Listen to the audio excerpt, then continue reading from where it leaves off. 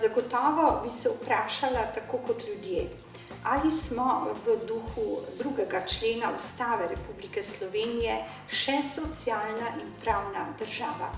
Kajti k varuhu naslavljajo pobude državljani zlasti takrat, kadar se v tem sistemu ne čutijo varni, kadar trkajo na vrata, ki se ne odprejo, kadar so predolgo na nekih sodnih poteh. In zato je zagotovo v teh težkih časih za Slovenijo in tudi Evropo in svet potrebno stremeti k temu, da tiste ranljive skupine, ki so že tako v slabšem položaju, ne postanejo še slabšem, torej ne pristanejo nekje na dnu, kjer ni izhoda, kjer pravzaprav je tudi porušeno njihovo dostojanstvo. Mnogi ljudje se sprašujejo, zakaj morajo prositi za hrano in oblačila, če imajo pokojnino in če celo delajo, pa zaslužijo premalo za preživljanje družine. Seveda so tu številni pravni postopki. Varuh ne more spreminjati odločitev, ki jih sprejmejo sodišča. Mnogi bi to želeli od nas. Ne sprejmejo nikakršne rešitve, takrat pač moramo odgovoriti, da za to nismo pristojni. Seveda pa lahko bdimo nad tem, da ti postopki tečejo v razumnem roku. Slovenija je bila pred kratkim spet obsojena denarno, ker so se ti postopki vlekli predolgo. Mislim, da so tu narejeni veliki premiki, da sedaj počasi ljudje začenjajo verjeti, da pravna država deluje. Seveda se vedno oglašajo tisti, ki so nezadovoljni. Nikoli ne slišimo pohval, torej tisti, ki uspe v nekem postopku, ne bo klical, ne bo pisal in se ne bo pritoževal. In zato imamo tudi vedno občutek, da je vse narobe. Treba je sprejeti odločitev, zlasti, če gre preko vseh pritožbenih poti. Nekateri trdijo, da celo Evropsko sodišče za človekove pravice ne razsoja pravično. Želeli bi, da spremenimo tudi te odločitve. Tu varuh res ne more pomagati. Vendar varuh lahko čuti klimo ljudi. Ljudje, ki pišejo varuhu, opozarjajo. In če je teh opozoril veliko, ve, katero področje je tisto, ki je najbolj trenutno pereče, kjer so te ranljive skupine prizadete in zato vpliva na to. In zato sem bila vesela, da sem predala poročilo kar 3 predstavnikom oblasti, torej predsedniku Državnega zbora, ki mu prvemu moram predati kot varuhinja, potem predsedniku države in seveda tudi predsednici vlade. Nenazadnje bo vlada pripravila tudi, upam, pogovor z menoj, odzivno poročilo, ki bo potem v Državnem zboru obravnavano in na podlagi tega bo prišlo do določenih zavez ministrstvom in tudi ministrstev, kaj morajo narediti. Varuh je prav zato neko ogledalo družbe. Pokaže, kaj se dogaja, kaj so pereče teme in kaj treba spremeniti. Tu je še okolje. Ne smemo pozabiti, ne samo pravna, socialna država, okolje tudi uničuje ljudi. S tem se varuh ukvarja, opozarja, vendar se vemo, včasih je kapital pred zdravjem, žal.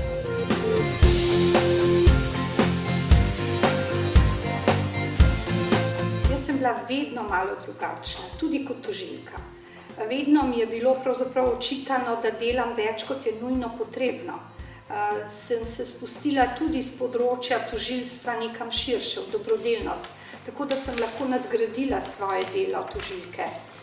In zato sem prepričana, da po tolikih letih dela, znanju, ki ga upam imam sedaj, lahko naredim nekaj več. In upam, da sem zaznamovala mogoče te prve mesece pri varuhu z neko odprtostjo. Ne morem se še pogovarjati z vsemi ljudmi, ki bi želeli priti, čeprav izkoriščam ravno te poletne mesece za ta srečanja, ker jih je preveč. Vsak dan bi lahko cel dan sprejemala ljudi, telefonirala in ogromno jih želi priti.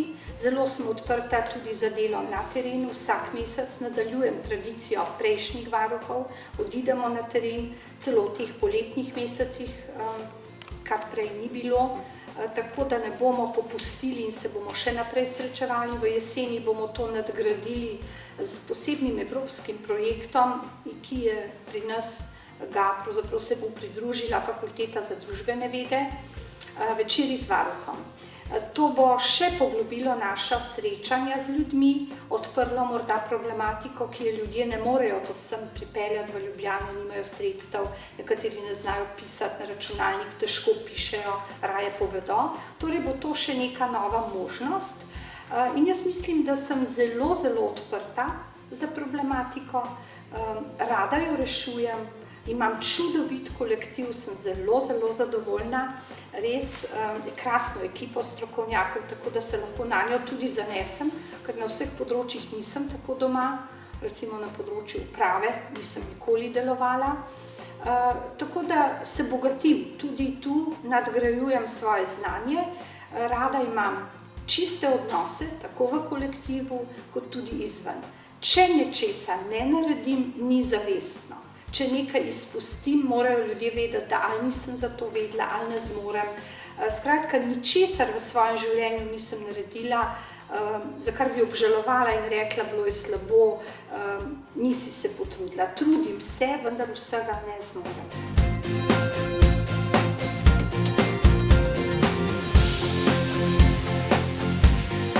Ne, poglejte, že prej, ko sem bila tožilka, se je vedno govorilo, tožilci ste pod pritiskom, vedno se govori, se veste, se lahko sprejema odločitve, ki nekomu niso všeč. Sem lahko mirno povedala, da v 35 letih delovanja tožilke, od okrožne do vrhovne, nikoli nisem bila deležna nobenega pritiska, da bi nek spis tako ali drugače rešila. Niti namiga o kakšni obljubi nečesa, o čemer se tako rado govori, podkupljivost, klientelizem. Skratka, delovala sem povsem neodvisno in samostojno. In jaz upam, da sem si v teh 35 letih zgradila tudi neko podobo, da tudi politika ve, da so vsa ta priporočila dobronamerna, da je bolje odpraviti, kot kasneje ugotavljati in plačevati. In da je varuh tisti, ki se ga pravzaprav splača poslušati, kajti varuh ima svoj mandat, medtem ko politika ima krajšega, vedno je na očeh ljudi in plača svojo ceno na volitvah. In zato upam, da ne bom tako zelo moteča, ampak da bodo opozorila celo naletela na odzive, ki bodo ljudem koristili.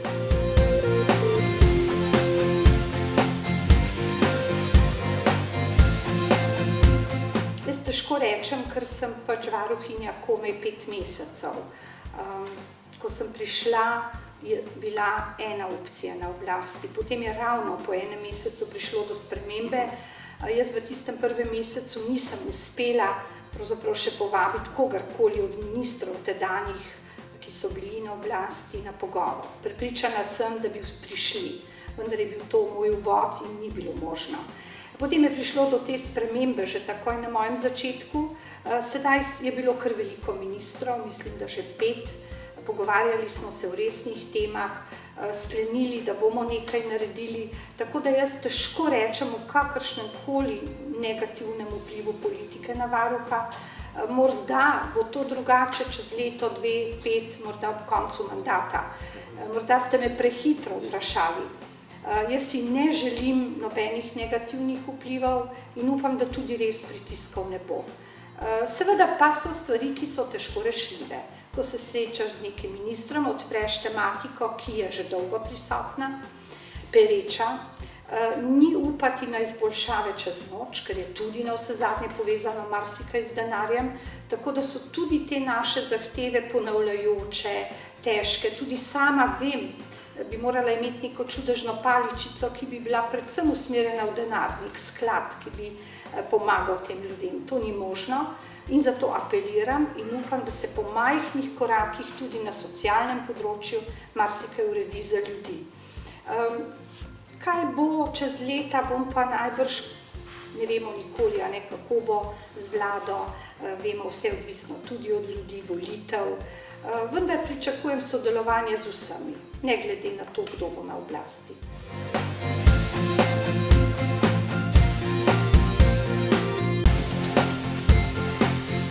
Jaz sem mislila, da sem vse že doživela kot predsednica Belega obroča. Name se je obračala cela Slovenija, 5000 pisem letno in sem rekla, sedaj pa vse poznam. Ko pridem k varuhu, bom lahko kar stopila v neke čevlje in nadaljevala. Pa ni tako. Tukaj je še več problemov, kot jih je bilo prej, zato ker prej seveda je bilo to nasilje v družini, otroci, problematika, tudi socialna problematika, povezana tudi s pravosodjem, vse nekako se je začelo ali končalo na sodišču. Sedaj je še veliko širše, tako da mogoče je celo dobro, da prej tega nisem vedela, v kaj prihajam, ker tudi se sama nisem za to odločila, nenadoma sem dobila to ponudbo, nikoli nisem mislila, da bom varuhinja. Enkrat sem kandidirala, nisem bila in s tem sem zaključila. Tako da vse se je odvilo tako zelo hitro, da nisem uspela niti preučiti vsega. Tako da se zdaj v teh prvih mesecih imela kar težave, da sem sama seboj razčistila, da vsega ne bom zmogla. Prej se mi je zdelo, da sem lahko zelo uspešna, v vsakem primeru sem pomagala ljudem. Sedaj je problematika tudi zaradi družbene klime hujša, tudi sovražni govor, ljudje me opozarjajo, so prizadeti, vendar kaj narediti? Včasih z odzivom na nek sovražni govor še podžgeš, da se veliko več piše. Torej, če se varuh odzove na neko pismo, ki je bilo, tako me sedaj te dni opozarjajo ljudje, nekje prizadelo neko skupino ljudi, postane to pismo mogoče še bolj zanimivo. Lahko bi šlo mimo, izzveni, ljudem daš prav, da so prizadeti, ker je res, vendar mogoče je celo bolje. Če pa se o tem začnemo ta hip pogovarjati, se lahko ustvarita spet dva burna tabora in pride še do eskalacije tega. Tako da je umetnost kaj narediti, kako ljudem odgovoriti, da si jih razumel, hkrati pa nisi mogoče reagiral tako, kot pričakujejo.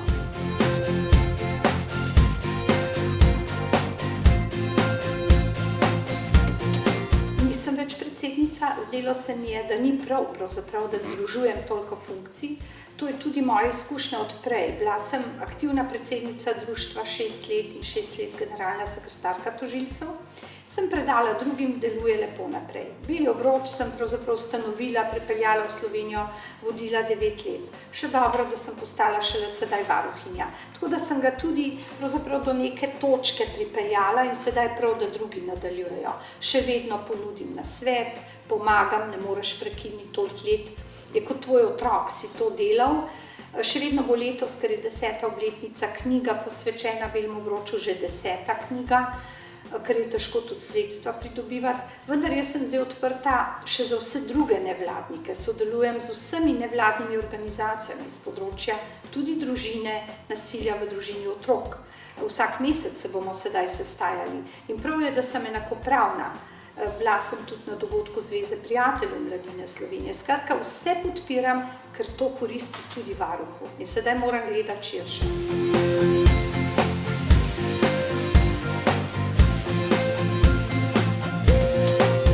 A veste, da ti ljudje so tudi zdaj pri varuhu in so že bili prej?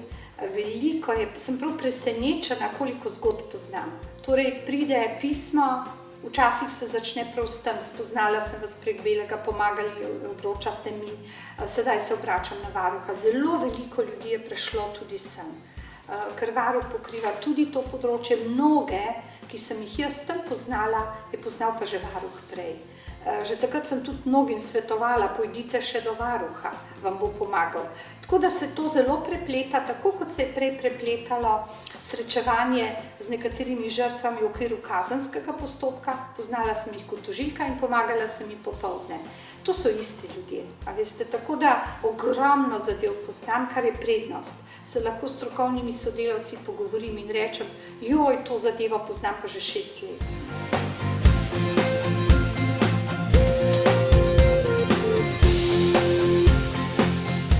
Poskušam strokovnim sodelavcem napisati čim boljši odgovor, napotiti ljudi, čeprav varuh ne daje pravnih nasvetov, ampak biti malo širši, izstopiti iz teh togih okvirov in narediti nekaj več. Če sem prej, zakaj ne bi zdaj?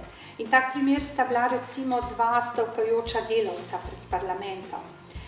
Mi smo pravzaprav izvedeli od novinarjev za to zgodbo, tu je bila tiskovna konferenca na temo, mislim, da je prišel republiški inšpektor za delo, glavni tukaj je bil, in potem je bila novinarska in nek novinar vpraša, če vem, da stavkata, sem rekla, da ne, ampak sem ju takoj obiskala.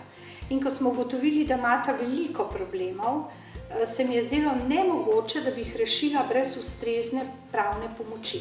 Kako naj jo najdeta, če sedita pred parlamentom? Kdo od odvetnikov bo prišel tja?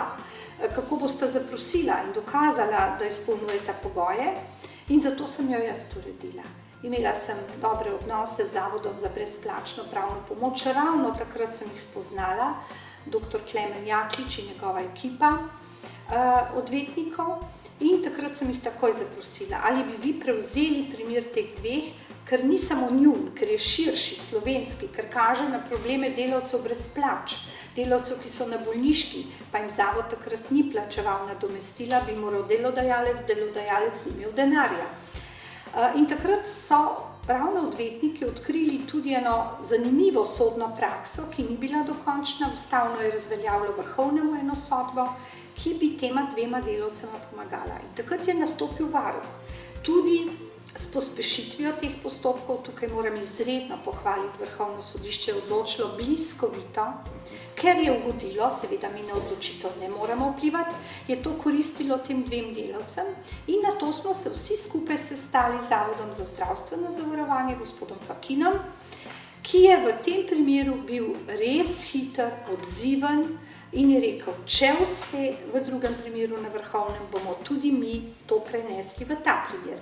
In to je bila krasna, dobra praksa, takoj sta dobila denar in odšla z tega prostora, kjer sta bila 60 dni.